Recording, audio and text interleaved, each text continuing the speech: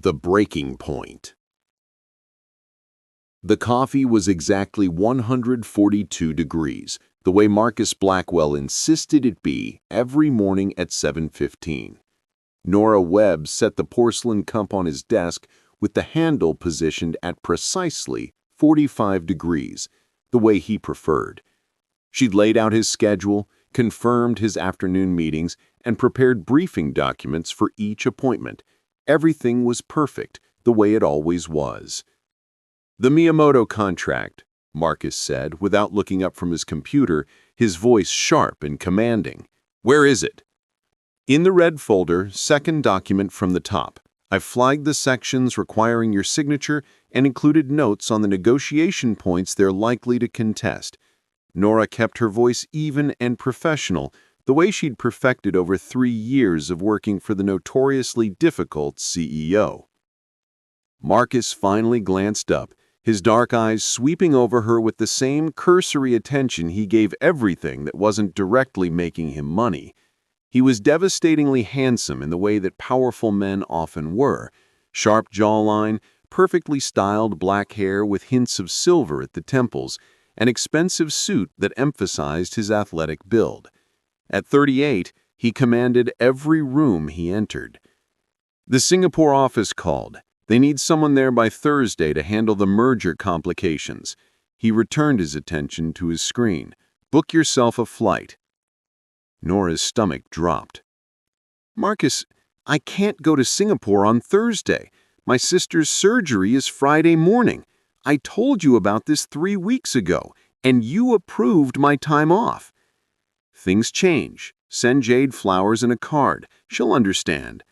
His tone was dismissive, already moving on to the next item on his mental checklist. Something inside Nora cracked. 3 years of missed family dinners, canceled plans, and putting Marcus Blackwell's needs before her own suddenly crystallized in a single moment of clarity. No. The single word hung in the air like a gunshot. Marcus's head snapped up, genuine surprise crossing his features. In 3 years, Nora had never refused him anything. "Excuse me?" "I said no." Nora's voice was steady despite her racing heart.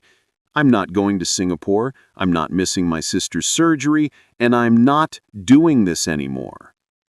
Marcus stood, his full height imposing as he moved around the desk. "Are you seriously prioritizing a minor procedure over a multi-million-dollar merger? This is your job, Nora. This is what I pay you exceptionally well to do.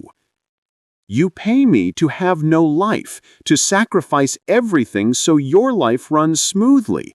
Nora felt 3 years of resentment bubbling to the surface. "Do you know I haven't been on a date in 18 months? That I missed my father's retirement party because you needed me to proofread an email? That I don't remember the last time I slept more than 5 hours because I'm always on call for you?" "You're being dramatic. I appreciate your dedication, but if you can't handle the demands of this position, then what? You'll replace me?" Nora laughed, the sound brittle. "Go ahead.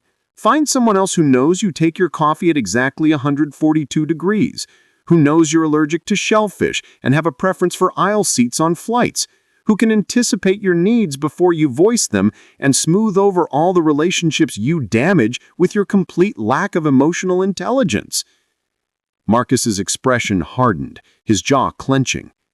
"You're out of line." "I'm just getting started." Nora pulled her access badge from around her neck. "Do you know why your last 3 executive assistants quit? Because you're brilliant and driven and completely incapable of seeing people as anything other than tools to achieve your goals. I stayed because I believed you were just damaged, that under the ice there was someone worth knowing. But I was wrong. If you're so dissatisfied, then leave." Marcus's voice turned cold, glacial. "You're replaceable, Nora. Don't mistake competence for indispensability." The words landed like physical blows, but instead of breaking her, it crystallized Nora's resolve. She smiled, and it was not a kind expression. "You're absolutely right. I am replaceable. She set her badge on his desk along with her company phone. "But here's what you'll learn, Marcus. I made your life possible. I remembered your mother's birthday when you forgot. I smoothed things over with clients after you were needlessly harsh. I protected you from your own worst instincts. I wasn't just your assistant. I was the only person in your life who actually gave a damn about you as a human being." She moved toward the door, then paused and turned back. Marcus was standing perfectly still, something flickering in his eyes that might have been panic. "You want to know the saddest part? I used to care about you, more than I should have. I saw glimpses of who you could be when you weren't performing as the ruthless CEO. But you took that care and used it the way you use everything and everyone. So yes, replace me. Find another assistant, but you'll never find someone who cared the way I did. And that's the one thing your money can't buy."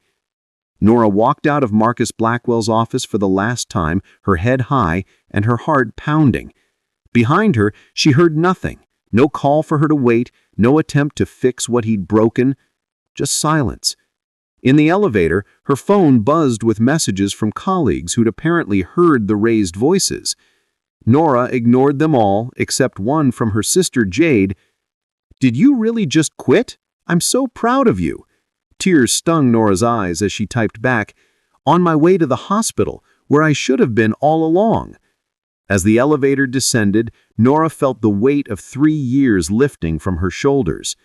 She didn't know what came next, but it had to be better than sacrificing herself for someone who couldn't even see her value. Behind her, 30 floors up, Marcus Blackwell stood alone in his office, staring at the badge and phone on his desk, and felt the first cold stirrings of what it meant to lose something irreplaceable. Happy, working with aliens, living a life he knew nothing about. And he was the villain in her story. Rightfully so. "You're right," he said to Lyra. "I did harm her. I was emotionally incompetent, and I'm trying to be better." He turned to Nora. "I've been in therapy. Started 2 weeks after you left. My therapist says I have avoidant attachment patterns stemming from childhood trauma, my mother leaving when I was 8.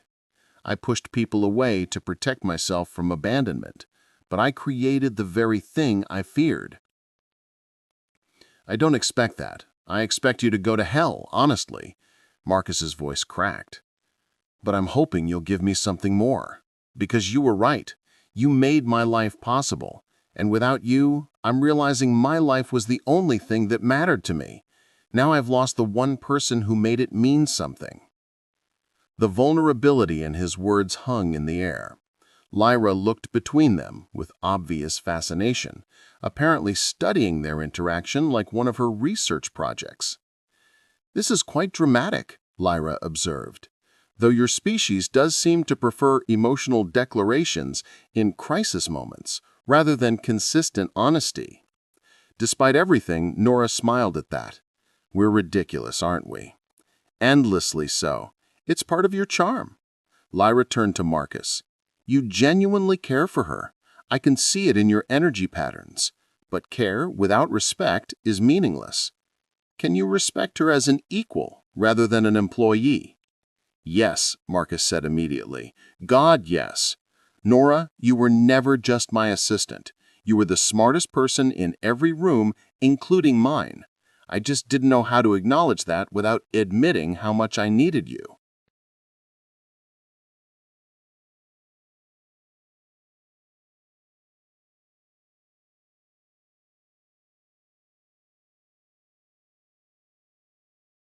Nora looked at him for a long moment, something complex working across her features.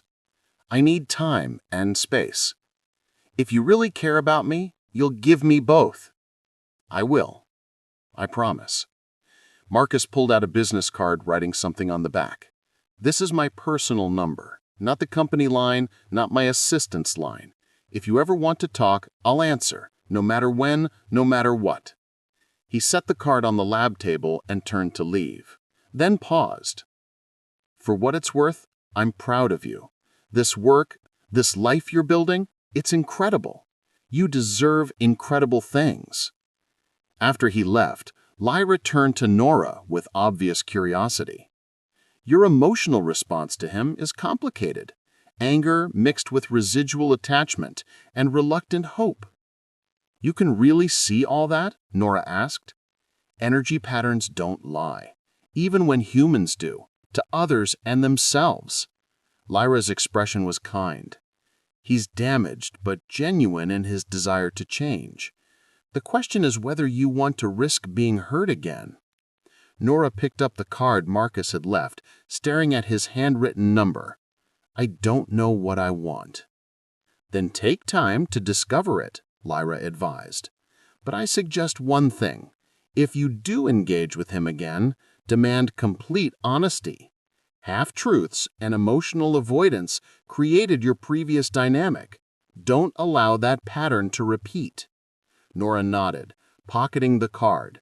But that night, alone in her apartment, she found herself staring at it, remembering the broken look in Marcus's eyes, the genuine remorse in his voice, and despite everything, despite the hurt and anger, some small part of her wanted to believe he could change. That small part terrified her more than anything.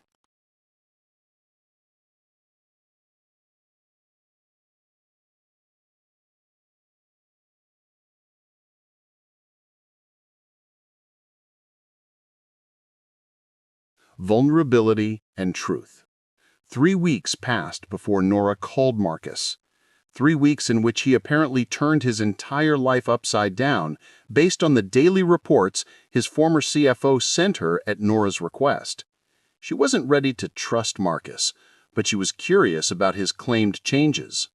Marcus had hired a chief operating officer to handle daily management. He'd implemented flex time for employees. He'd written personal apologies to the last 3 assistants who'd quit. And according to Dr. Chen, who had professional connections to his therapist, he was doing the work, really doing it, not just performing for Nora's benefit. When Nora finally called, Marcus answered on the first ring. Nora? She kept her voice neutral. Meet me at Lincoln Park, by the pond, Saturday at 2. I'll be there. Thank you. Saturday arrived with perfect autumn weather, leaves turning gold and crimson against a brilliant blue sky. Marcus was already waiting when Nora arrived, looking less polished than usual, in jeans and a simple sweater. Without the armor of his expensive suits, he seemed younger, more uncertain. Thank you for coming, he said as she approached. I wasn't sure you would. I almost didn't. Nora sat on a bench overlooking the pond, maintaining careful distance between them. Marcus sat down, respecting the space between them. Your alien friend is very direct. It's refreshing after years of decoding what you really meant versus what you said. Nora watched ducks gliding across the water. So, here's your chance. Complete honesty, Marcus. Why did you really treat me that way? He was quiet for a long moment, his jaw working. When he finally spoke, his voice was raw. My mother left me when I was 8. Just packed her bags one day while my father was at work and I was at school. I came home to find her gone and my father drunk, screaming about how everyone leaves eventually. He blamed me, said I wasn't good enough, not enough of a reason for her to stay. I built my entire personality around being indispensable. If I was successful enough, valuable enough, maybe people wouldn't leave. But I was terrified of actually needing anyone, because needing meant vulnerability, and vulnerability meant abandonment. So I pushed people away before they could leave me, especially people I cared about. Especially you. Because you cared about me? Nora's voice was barely a whisper. Because I was falling in love with you, and it terrified me. You saw me, really saw me, not just the CEO persona. You remembered my mother's birthday when I tried to forget. You knew I hated shellfish because you paid attention. You made my life better just by being in it. Marcus's hands clenched into fists. And that level of need made me feel like that 8-year-old kid again, desperate and powerless. So I convinced myself you were just an employee, that your care was professional, that you were replaceable. Because if you were replaceable, it wouldn't destroy me when you left. But you did leave, and it destroyed you anyway. Nora felt tears gathering.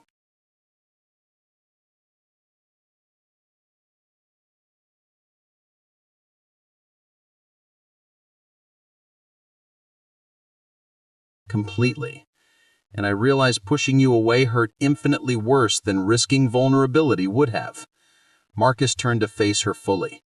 I love you, Nora. I've loved you for years, and I hate that I hurt you to protect myself from pain I caused anyway. I hate that my damage became your damage. Nora wiped at her eyes, frustrated by the tears. Do you know how many times I wished you would see me? Really see me? Not as my assistant, but as a person? I dropped hints, wore your favorite color, stayed late, hoping we'd talk about something real. I was pathetic. You weren't pathetic. You were brave enough to care openly while I hid behind professional boundaries. Marcus's voice cracked. And I saw you, Nora, every single day. I saw how beautiful you were, how intelligent, how kind. I saw the way you lit up when you talked about art history, how you hummed while organizing files, how you saved the last chocolate from the break room for afternoon energy crashes. I saw everything, and it terrified how much I wanted to close the distance between us and just be honest about what I felt. Then why didn't you? The words came out as almost a sob. Because I'm a coward who confused control with safety. Marcus reached out slowly, telegraphing his intention, and took her hand when she didn't pull away. But I'm trying to be braver. My therapist says I'm emotionally stunted with intimacy issues. Lyra says I'm emotionally incompetent.